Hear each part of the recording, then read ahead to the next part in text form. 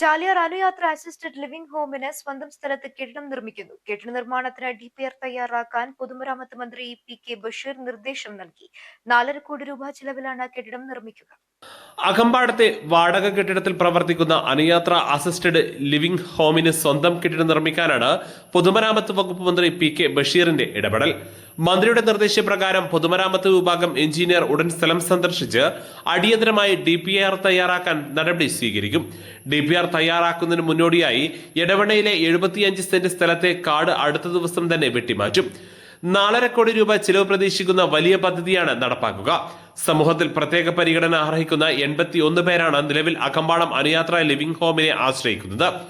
ഇവർക്കാവശ്യമായ കെട്ടിടം ഉൾപ്പെടെ എല്ലാ അടിസ്ഥാന സൗകര്യങ്ങളും ഒരുക്കും.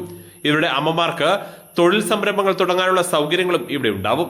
ഇവരുടെ സുരക്ഷയ്ക്കായി സ്ഥലത്തിന് ചുറ്റുമതിലും നിർമ്മിക്കും. 2024 എരഞ്ഞിമങ്ങാട് ഗവൺമെന്റ് ഹയർ സെക്കൻഡറി സ്കൂളിന്റെ സുവർണ ജൂബിലിയുടെ ഭാഗമായി PTയുടെ നേതൃത്വത്തിൽ നാട് അനുയാത്ര അസിസ്റ്റഡ് ലിവിംഗ് ഹോമിന് സ്വന്തം സ്ഥലം വാങ്ങാൻ ബിരിയാണി ചലഞ്ചിലൂടെ ഫണ്ട് ശേഖരണം നടത്തിയിരുന്നു. തുടർന്ന് ബാക്കി തുക കണ്ടെത്താൻ രൂപീകരിച്ച കമ്മിറ്റിയുടെ നേതൃത്വത്തിൽ സ്വകാര്യ വ്യക്തികളുടെയും സ്ഥാപനങ്ങളുടെയും സഹായത്തോടെ ഫണ്ട് കണ്ടെത്താനായി ഇടിവണ്ണയിൽ 75 സെന്റ് സ്ഥലവും 8 സെന്റ് സ്ഥലം റോഡിനായും വാങ്ങിയത്.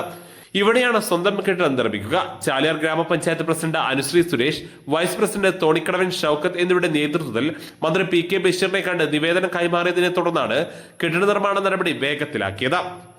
News bureau, Nilambur. സ്വന്തം ഹൈസ്പീഡ് ഇന്റർനെറ്റ്, നമ്മുടെ സ്വന്തം ഇന്റർനെറ്റ്.